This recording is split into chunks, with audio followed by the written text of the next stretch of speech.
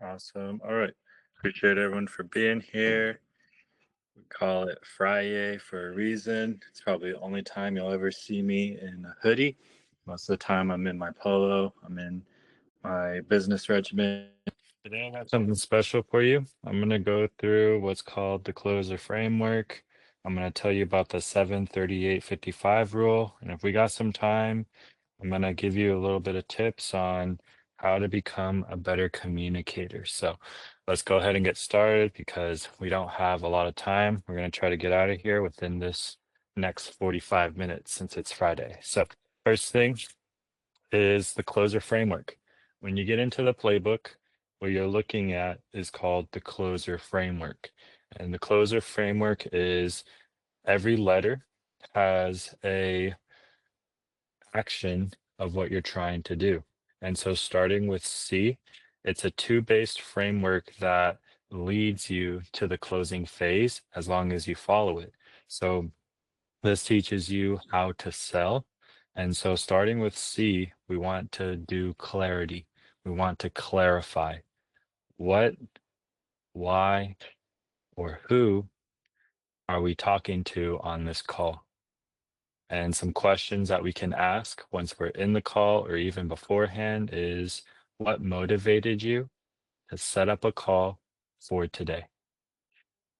And you can either ask that before you're dialing out, you can ask that once you're on the phone, you can ask that once you're in the meeting. Hey, just wondering, What motivated you to set up a call for today?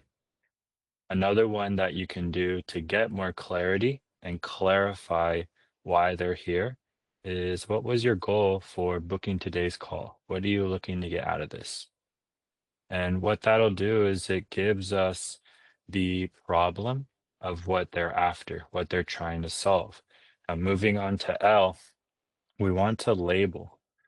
We want to label what it is that they're dealing with, the problem, and show that we understand. We don't want to do it word for word, but reiterate in our own words what problem they may be having and what they're trying to solve. And the way that sounds is, okay, so it sounds like you're having trouble with X, Y, and Z, and it's causing A, B, and C. Am I getting that right, or am I missing something? You want to label the problem and the issue they have. And one of two things will happen is they'll either correct you and say, well, that's sort of what it is, but this is what's really going on. Or they're going to agree with you and they'll say, that's exactly what it is. That's why I'm here. That's why I booked the call. Either way, if you follow this framework, you're gonna get closer to your client, whether they allow you to or not, because you can't really go through a call without asking any questions. That's the whole point of our job, is to ask those questions. And even if they are a cold person or more of a dominant personality style, they'll still allow us to get close to it because that's just how the framework works. So for O, what we want to do is overview past pain. Now, the overview of the past pain means what's going on with our prospect. Why are they on the phone with us? Why did they decide to book a meeting? Why did they decide to answer the phone?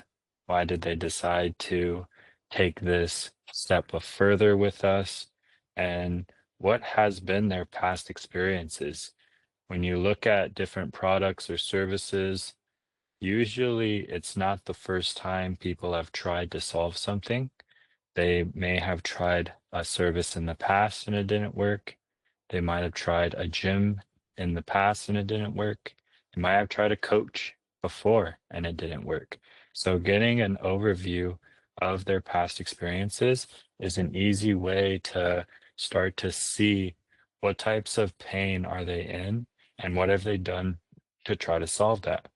Now, what we can do is we can ask them, what have you tried before?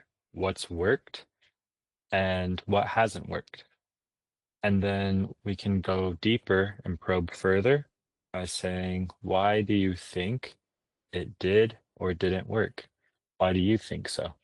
And they'll tell you, well, maybe it was the support, maybe the one-to-one coaching wasn't good. No one was really being accountable with me. I wasn't held accountably, or it could be something technical. I was trying to figure out how to get my website going. I was trying to figure out how to do SEO management, and I just couldn't figure it out, and no one would help me. I bought a couple books on it, but that's as far as I got. Or if people have done digital marketing in the past, they'll say, well, I tried to reach out and no one really got back to me. And I said I would even pay for coaching, and they said they don't do that. So they'll buy a course or they'll buy something or they'll try a product or service, and there is something usually missing that we can offer or provide or include in their package that makes us one up the competition. But without asking, why do you think that did or didn't work? And then even going further back of, well, what have you tried before? If you skip over that, there's a good chance that you're going to position things that they're not really looking for. And so another question you can ask is, what was it do you think was missing from the product last time? What do you think was missing from this the last time you tried this? Was it the support? Was it one-to-one coaching? Was it accountability? Was it technical help or anything that you may have in mind? And what you want to do from this point is you want to transition. You want to transition from this thing of overviewing the past pain into talking about the now, the present. Well, what exactly do you need for this to work for you now? What do you think that you need in order for this to work today? And how can I assist in that? How can we actually get you there? And most of the time, they'll tell you the words and the phrases you need to close the deal in a one call or two call close. But you really have to pay attention to your sales process.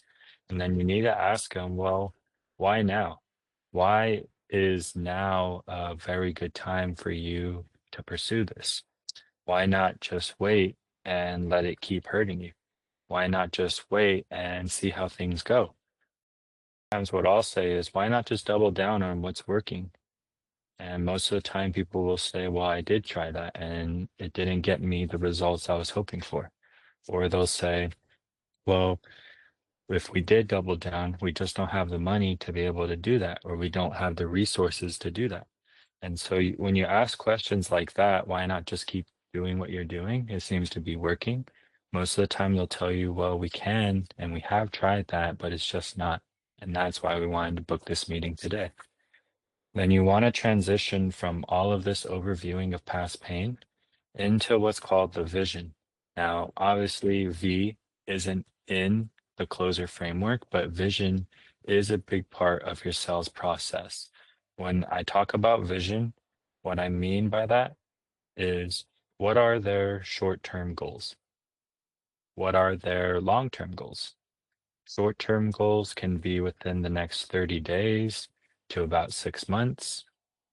And then long-term goals can be within the next year to about 5 years. And maybe they're getting ready to hit these revenue targets.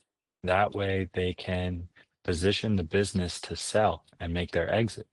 Maybe they're trying to get their team to respond better to training. That way their close rates go up. So then they can bring in a better manager and they'll have the money to pay them. See, and so there's short-term goals and then there's long-term goals. And we want to know, hey, what are your long-term goals? What are your short-term goals? And what will you do after you achieve said goals? Right? This is called selling the vacation. So think about Disneyland. Think about going to the Philippines for a week. Think about them taking their team to Europe for a week or 2 weeks. Think about them, the awards that they'll be able to give out from higher revenue numbers. So what will you do after you achieve said goals? And those are pretty common for owners or managers or whoever you're talking to have these types of goals. Right? Or it can be that they say, well, once we hit these goals, I actually get raised for promotion. I'm getting put onto a board to where in the next couple of months, if I hit these goals, I'll be considered for a promotion, and that comes with a salary increase. Or on the other side of that, well, I'll get a bonus once we hit these goals. And so that bonus would really help me do X, Y, and Z.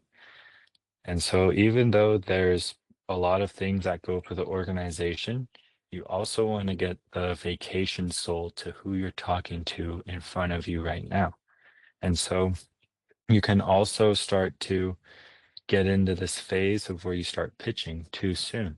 And now, if you notice, this whole time, all we're doing is asking questions. We're just trying to get a definition of their problem, where they're trying to go, and what have they tried before that if we implemented some new things, it would work now.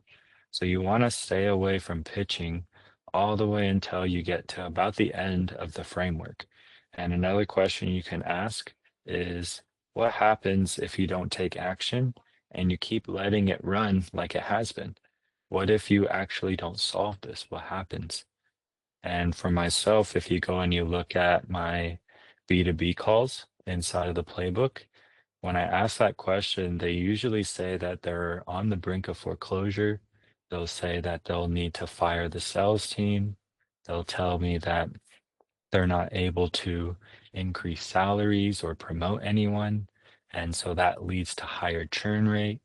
And all of this are detrimental problems for a business because if no one wants to work there, then the managers are going to have to step in, and that's going to pile up work. Then the managers are going to get burnt out. They don't have any more managers, and then the owners got to step in, and usually that leads to foreclosure. So you want to get it to this thing of, well, this is the effect. What's the consequence? This is what's happening. But if this keeps happening, what's the consequence of that? Because even though we're talking about logic, we need to connect the emotion. The only way you connect the emotion is by enlarging the problem and asking, hey, what happens if this doesn't get solved? And so what you can do next is you want to transition into S and then sell the vacation. What would life look like through your product or program? That's the main idea of S. So that you are excited to show them the product that will achieve the vacation dream to them. Will it give them more time? Will it give them a better body? Will it give them a better, higher revenue target? Will it give them a better state of mind? Will it give them a promotion? Will it make them in a better state of emotion? Right? We're going to help you achieve that dream of sitting on the beach, chilling, and 6 months from now, you're not going to have to worry about this. And this is how we do it. And then you can start telling them about the ways that you're going to help them improve their business. Right? After you get everything in and you summarize their problems, you overview their pain, you get their goals in front of you, then you want to start selling them the vacation. Hey, Mr. Client, I understand what's going on. It seems like I have everything I need. And this is how we're going to help you achieve that dream. And within 6 months to a year, you're going to be sitting on a beach, chilling, and you're not even going to have to worry about this. And this is how we're going to do it. Then you tell them about what your product or service does. Then you can move forward into showing social proof, which is good in pictures, stories, texts, the website, anything like that, even material that you're training on, because a lot of the things that you're training on is what we're going to be training their team on. So as long as you're in depth with your material, it's going to be easy to show them that social proof of how it works and why it works. Then you want to transition into E. And E is where the objection handling happens. You want to explain away the concerns. And that is objection handling, except we don't call it objection handling in the closer framework. We want to explain away their concerns. Quick questions would be like, so far, does it sound like something that would make sense for you?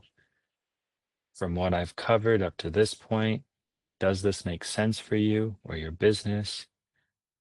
You probably have some questions or some curiosities that I can answer. Let's hear them. Is there anything you are curious about that I maybe haven't touched on yet? Do you have any questions for me at this point? And what this does is it gives you pre-objection handling. It's a pre-objection handling question, and it'll get you to a point where they are telling you their problems before you go for the close. That way, when you do go for the close, they can't reiterate these. And if they do, you can say, well, remember what we said earlier when you asked the question. And I told you that this is how we're going to solve that.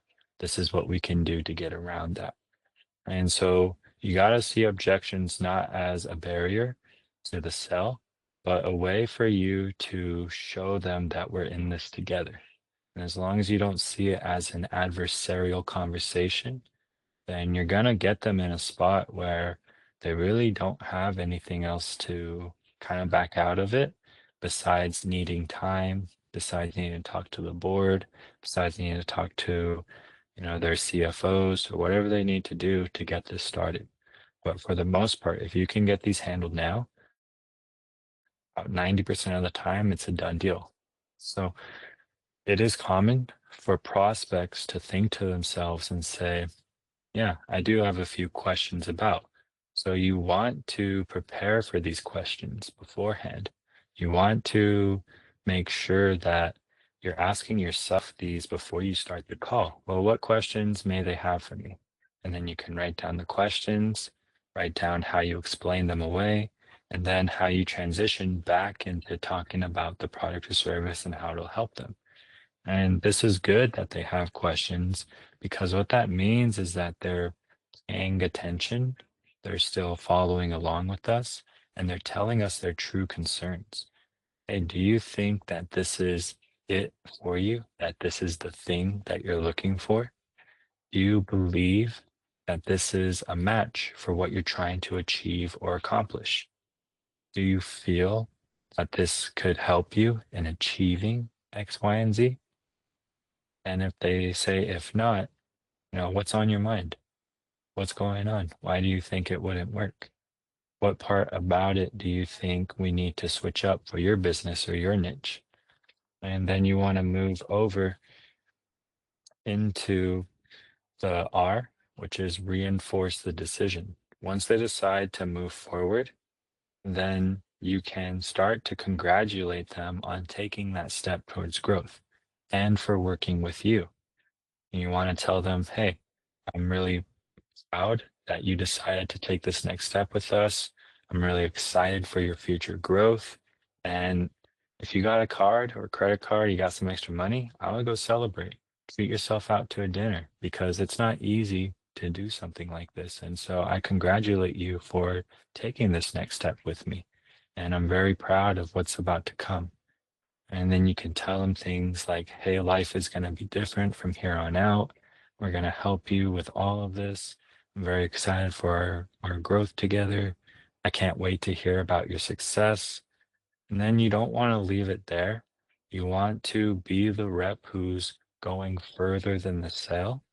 And you want to say, by the way, I'm going to hit you up in a few days to a week and check on how things are going just to make sure that everything is all smooth. Is that okay? Or is that cool? Or do you mind that? And most of the time, they're going to really like that you went beyond the sale and you're really reinforcing your product and your service. And they call it servitude. The more that you can see sales as a servitude, the more that people are going to want to talk to you, communicate with you. And before they decide to hit the refund or the cancel or whatever it is, they'll actually come to you with their concerns because they trust you. They trust that you'll listen and you'll help them figure it out because you got them this far, right? So when you get to the objection phase, usually when you talk about money, right, how do we pay for it? There's multiple ways that we can pay for a product or service. We can finance it with external partners. We can finance it in-house with a pay plan. We can do money down and finance the rest. We can do half now, half later. There's multiple ways that we can figure it out. So money isn't really a real concern. It's about, do they actually feel that this will get them to where they want to be? Do they believe that we can help them reach their goals? We can always figure out the money part together. That's perfectly fine. It's usually something along the lines of belief. Hey, do you believe, money aside, do you believe that this will get you to where you want to be? And then taking belief aside, do you think that this is interesting? Do you think that this is something you want to pursue? And what you're doing is you're isolating the objection at that point. You're saying, hey, money aside, is this something that you believe in? With what I've told you, do you believe that it'll help you reach your goals? And they say yes, or they'll say no. And then you can start to pinpoint, all right, well, what about it is not believable, or what about it is hard to digest? And let me clear it up for you. And then they'll tell you, well, and then you can go into, well, to you, yourself, with what we're talking about right now, does it interest you? Is it something that you've taken interest in at least? And then if they say yes or no, well, what part about it sounds boring? Let me go and clear it up or make it more fun so it's not so boring. And even if it is boring, there's certain aspects to business that are always going to be boring. But do you believe that we can actually help you reach your goals with what you've heard? So that is the closer framework. We still got about 20 minutes, so I want to get into how you can become very effective on these calls, how you can reference what you're doing, or so to speak, your influencer. So it's not just about knowing your product or your service. You want to know your influencer or your company, and you want to refer to your influencer and your company as being a close acquaintance. You don't want it to feel like you just started selling today. You don't want it to feel like you're like a third party to the company you're selling for. You don't want it to feel like you don't know who you're talking about. And so, what you want to do is reflect the personality of your company inside of your calls. Know your influencer, your company's storyline. Know the key phrases and the philosophies of your company or your influencer. And then keep current with what they're doing or what the company's doing. That way you can speak to that. And most people will start to see this is someone who's been selling for a long time. This is someone who really understands what they're doing. They understand where they want to go in life. And the trick to that is that you really did just start yesterday. The trick to that is you really did just start a week or two ago. But that's the power of really knowing your influencer or your company, especially in remote sales when you're doing high ticket services like this. So, what your customer needs most on these calls as you're going through your framework is they need to feel valued. They need to feel like you're actually listening to them. They need to see you gesturing. Your tonality is a big factor. If you're yelling at people on your calls or you're talking very loud, you're not giving them a chance to speak, you're not asking any affirmation questions like, hey, what do you think so far? Hey, are you still with me? Do you have any questions at this point before I keep going? I can talk for a very long time. Just tell me to shut up if you have any questions, right? And then you want to dig deeper because what happens is that they start to feel like you're really there for them and their company and their business and what they're doing. And you put yourself in a position where they can see you putting in service past the sales call. And it gives them what's called a personalized experience. And so you want to match your presentation to your prospect.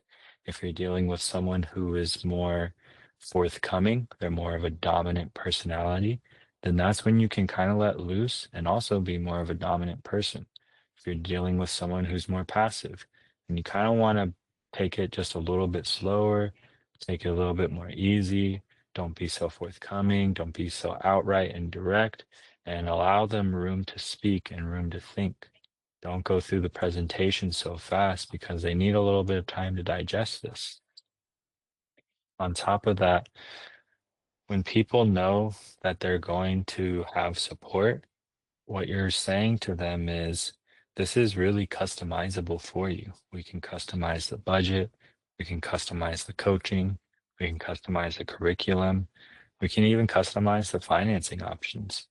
And so when you customize your pitch to their needs and their goals, now they know that they're going to get the support and you're making a one of a kind experience that you can't find anywhere else.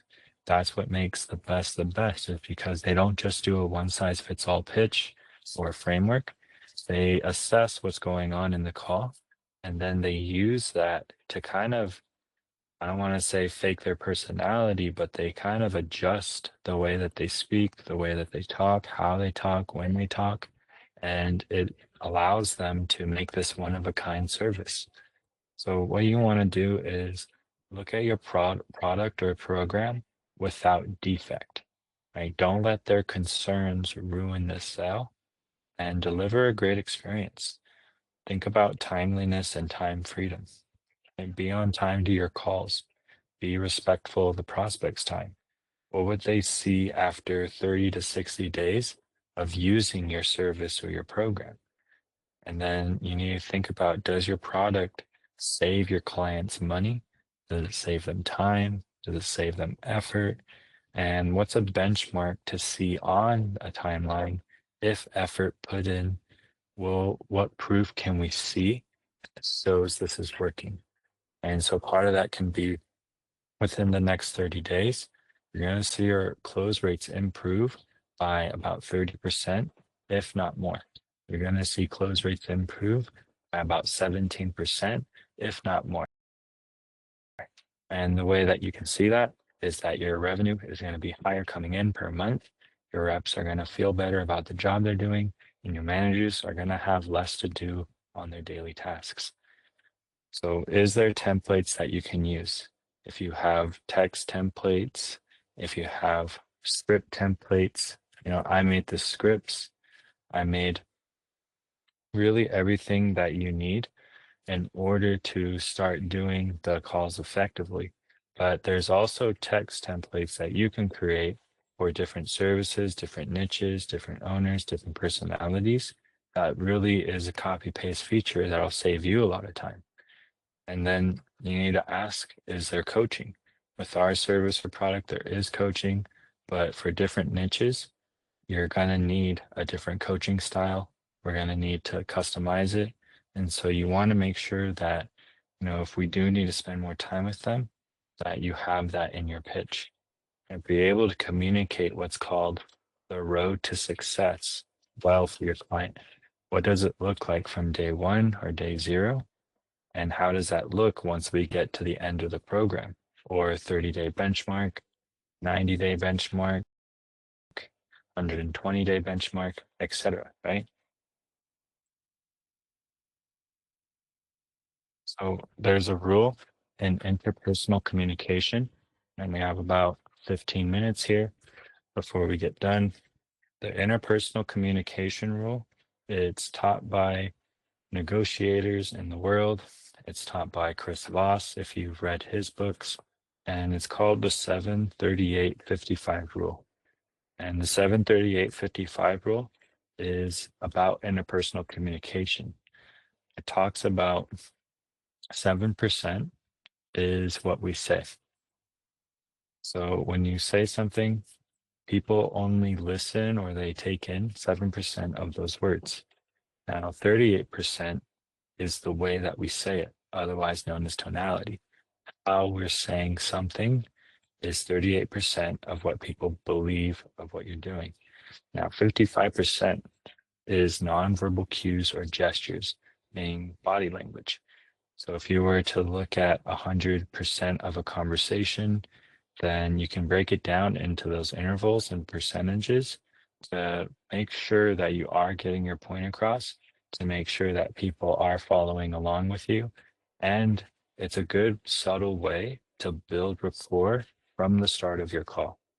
Right? The subtle ways that you can build rapport from the start is by having a professional image, looking your best, feeling your best.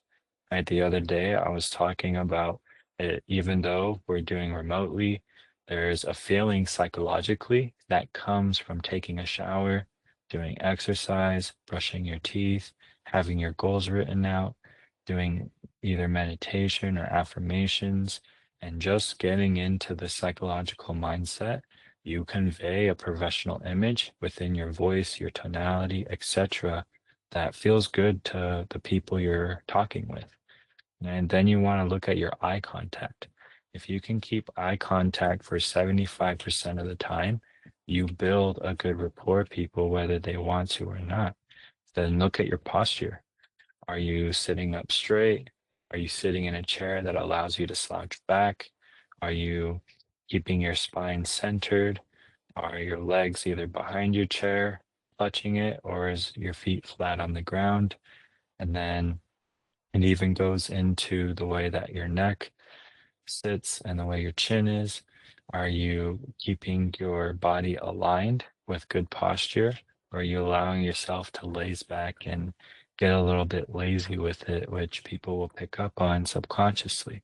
So you want to try to be fresh, alert, and ready, even if you're doing just phone calls, even if they can't see you, they can feel it within your tonality. They can feel it through what's called an energy transfer. And in sales, energy transfer is a very big deal, which a lot of veterans here would know. And then you want to look at your background. If you're getting onto a Zoom call or you're going to be a fly on the wall, then you want to have a well-lit background. Make sure that it's bright, make sure it's airy, and what happens is it makes your emotions go up. It makes people kind of be more in the present moment. It makes them want to listen to you that much more. So then you can look at, do we have logos? Is there any posters?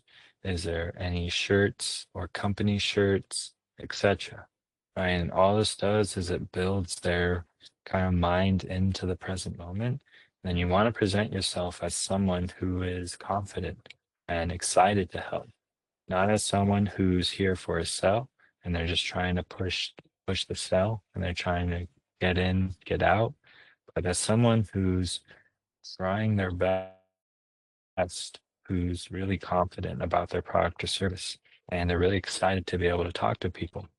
And so, three tonalities for greeting that instantly get you off for a good rapport is you can do the soft spoken greeting, you can do the enthusiastic greeting, or you can do the assertive greeting. And so, you want to monitor their tonality and then kind of shift your tonality into what they're doing. And they call it the mirroring effect. A lot of negotiators and people that have good communication skills, they'll mirror whoever it is that's talking, and they'll mirror not just their postures and the way that they're sitting, but they'll actually start mirroring their tonality, their pace of words, even sometimes the vocabulary that they're using. They won't do it the same words, but they'll do something very similar to that meaning.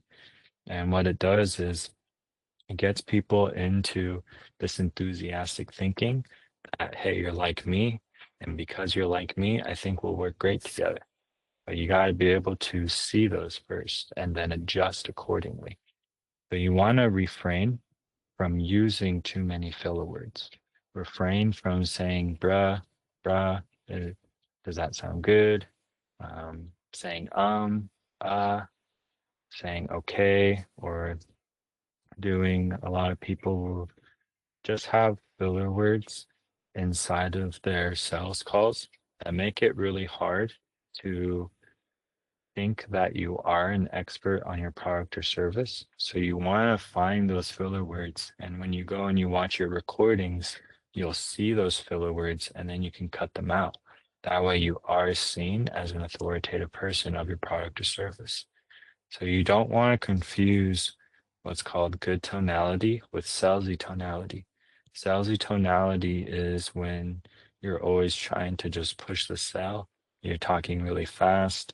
You're going through things really fast. You're cutting people off. You're not asking any deeper questions. You're just reading the basis of your script and you're not really going deeper than that. That's a salesy tonality and a salesy conversation. Whereas in a good tonality is where you're able to adjust accordingly. You're able to show them good posture. You're able to peel back the onion about so many layers before you move into your pitch and how this will help them. Then 5 ways that you can become a better communicator as we're running out of time here. The number one thing is to refrain from using filler words. And the best way to not use filler words is to be prepared for your call. Be confident and eliminate uh, like, bro, anything like that that shows that you might not have prepared for this as much as you could have. Then you want to speak at a good pace. You want to stay between 110 words per minute and 120 words per minute. A lot of people talk around 140, 160 words per minute. That's the average professional. But as a high ticket closer or high ticket seller, you want to stay between about a 110 to 130 for your words per minute. The next thing you can do, number 3, is watch your talk to listening ratio. So what that means is you want to make sure that your client is speaking about 70% of the time. You want to open them up to where they're speaking 70% of the call and you're only talking for about 30% But sometimes you can still close it at a 60-40, 60 in their favor.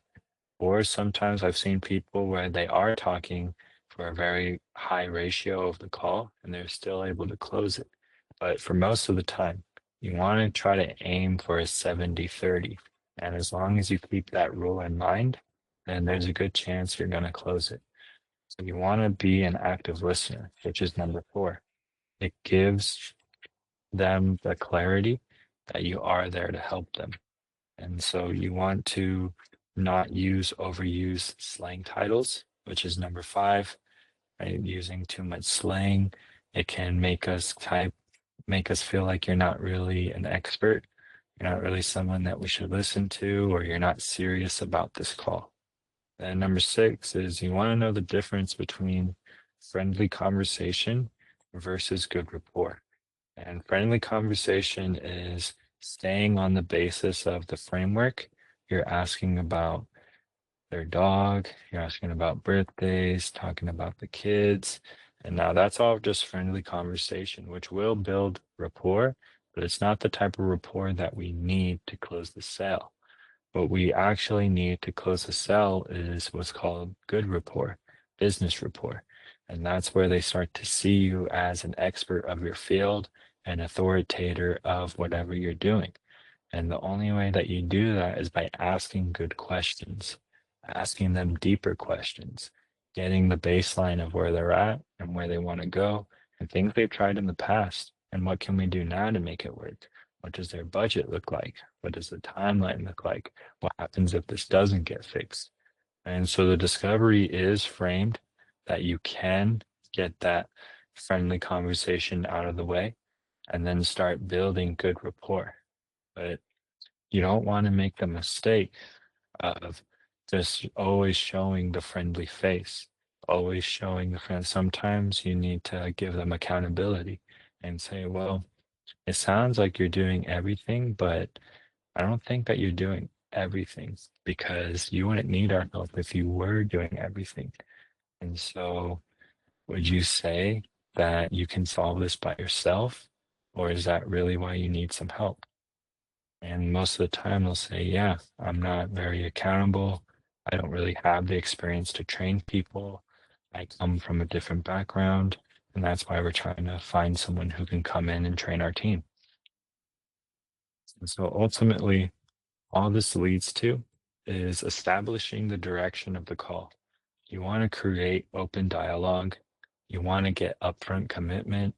You want to get them to verbalize interest. You want to welcome them to the call, give them the introduction, permission to record the call, and then you want to start moving into your closer's framework. Hey, what motivated you to book a call today? Hey, what motivated you to take this meeting today? What are your goals that you're trying to get out of this? What are you looking to get out of this call? And so all of these things are meant to make you a more effective closer, to make you a more effective teammate. And as you go and you review your calls, you're going to see that there's things that make you cringe. There's going to be things that make you very proud. And there's going to be some things that make you feel like you shouldn't even be closing. But as long as you can take that in and understand the obstacle is the way, then you're going to get past that and you're going to become a top performer.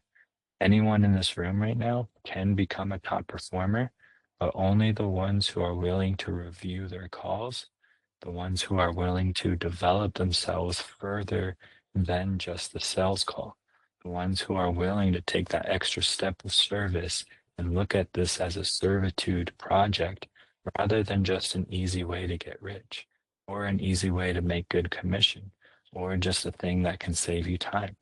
You got to be the one who's ready to serve and the one who's ready to give without getting anything back. But as long as you can take that into your calls, that type of energy, you're always going to get something out of it. And it might not always translate to money. Sometimes it could translate into a referral. Sometimes it can translate into a new connection. Sometimes it can translate into getting them not now, but maybe getting it 3 months down the road. You have to be okay with letting go of the sale, doing your process, reviewing it, and then having it come back to you.